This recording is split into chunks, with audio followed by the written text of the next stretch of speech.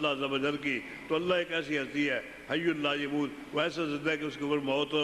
نہیں آ سکتی۔ اور پھر آیتیں پڑھی انک میت وانہم میتون، اور آیت پڑھی وما محمد اللہ رسول قد خلت من قبلہ الرسل افإن ماتوا قتلوا انقلبتم علی اعقابکم۔ صحابہ کہتے ہیں کہ جب نبی علیہ السلام کی موت کا وقت آیا تو ہم نے یہ بات تو سنی کہ آپ پر موت آ گئی ہے، لیکن ہمارے ذہنوں کے اندر یہ آیتیں کوئی نہیں آ رہی تھی۔ حضرت ابوبکر صدیق نے جب یہ آیتیں پڑھی تو یہ ساری آیتیں ہم کو یاد آئیں، اور ہم وہاں سے باہر نکلے، اور ہر ایک کی زبان سے یہ کلمہ تھا انک میت وانہم میتون وما محمد اللہ رسول قد خلت من قبلہ الرسل۔ تو صحابہ کرام کا سب سے پہلا اجماع اس بات پر ہوا کہ حضرت محمد مصطفیٰ صلی اللہ علیہ وسلم کی موت ہو گئی ہے۔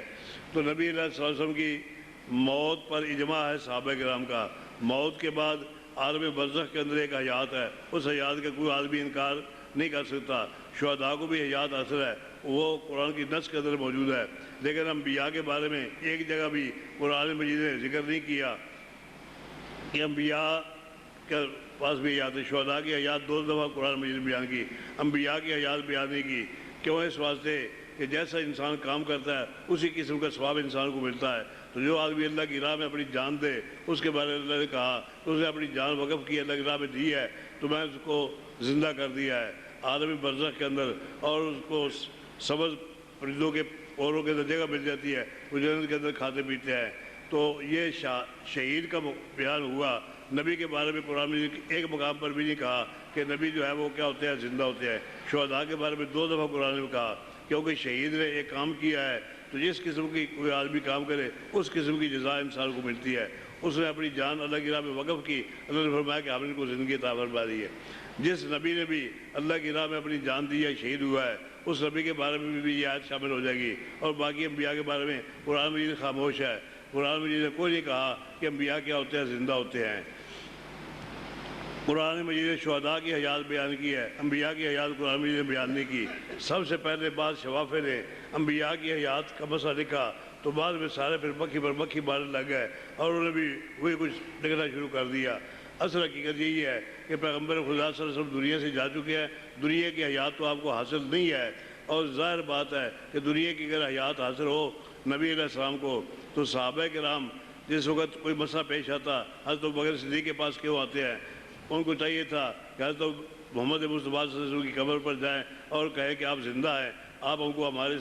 اشکال کا حل کر کے بتائیں، جواب دیں۔ لوگ حضرت ابوبکر صدیق کے پاس آتے ہیں، حضرت عمر کے پاس آتے ہیں، نبی علیہ السلام کی قبر پر کوئی آدمی اشکال لے کر نہیں جاتا، کیونکہ صحابہ کرام کو پتہ ہے کہ نبی علیہ السلام دنیا سے جا چکے ہیں، حیات دنیا بھی نبی علیہ السلام کو حاصل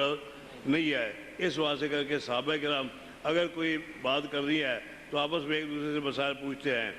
اگر حضرت عمر رضی اللہ عنہ کا واقعہ،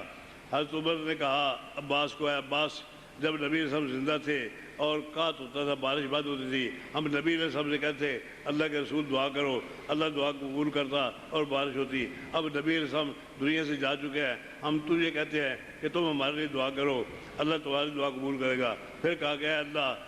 جب تک نبی علیہ السلام زندہ تھے ہم نبی علیہ السلام سے دعا کراتے تھے، اب ہم دعا کرا رہے ہیں نبی کے چچا سے، تو یا اللہ تو نبی علیہ السلام کی دعا قبول کر کے بارش کرتا تھا، اب نبی کا چچا دعا کر رہا ہے، ان کی دعا قبول کر اور ہمارے اوپر بارش برسا ہے۔ پہلے ہم وسیلہ بناتے تھے حضرت محمد مصطفیٰ صلی اللہ علیہ وسلم کو، اب ہم وسیلہ بنا رہے ہیں اپنے نبی کے چچے کو۔ تو اگر حضرت عمر کو یہ پتہ تھا کہ نبی علیہ السلام قبر کے اندر زندہ موجود ہے اور بات کرنے والے کی بات کو سنتے ہیں، اور جب کوئی آدمی جا کر السلام علیکم کہتا ہے آپ السلام کا جواب بھی دیتے ہیں، پہچانتے بھی ہیں، تو حضرت عمر چلے جاتے نبی صلی اللہ علیہ وسلم کی قبر پر اور قبر پر جا کر کہتے ہیں اللہ کے نبی قحط پڑ گیا ہے، بارش نہیں ہو رہی ہے، اللہ سے دعا کرو تاکہ دعا ہو جائے۔ حضرت عمر نے حضور اکرم صلی اللہ علیہ وسلم کو جا کر یہ نہیں کہا کہ آپ ہمارے لیے دعا کرو، بلکہ حضرت عباس کو کہا کہ تم دعا کرو، اور خدا سے بھی کہا کہ جب تک نبی صلی اللہ علیہ وسلم زندہ تھے ہم ان سے دعا کروا دیتے اور تم دعا قبول کرتا تھا، اب تیرے نبی تو دنیا سے جا چکے ہیں، ہم تیرے نبی کے چچا سے دعا کروا رہے ہیں، یا اللہ تو مہربانی فرما اور اپنے نبی کے چچا کی دعا قبول فرما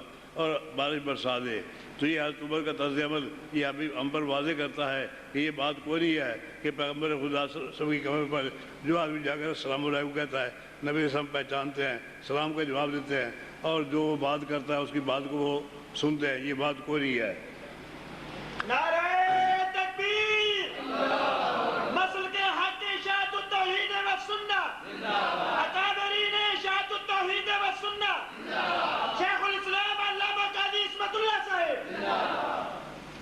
بہر کیف جو چیز صحابہ کرام کے طرز عمل سے ثابت ہے وہ چیز میں نے آپ کے سامنے پیش کر دی ہے۔ صحابہ کے طرز عمل یہ نہیں ہے کہ نبی علیہ السلام سے دعا کروائیں اور یہ کہیں کہ آپ ہمارے لیے دعا کرو، بلکہ صحابہ کا عمل یہ ہے کہ جو زندہ شخص ہے اس کو کہیں کہ تم ہمارے لیے دعا کرو، نبی کو وہ نہیں کہتے کہ تم ہمارے لیے دعا کرو۔ تو جو صحابہ کے طرز عمل ہے ہمیں بھی وہی طرز عمل اختیار کرنا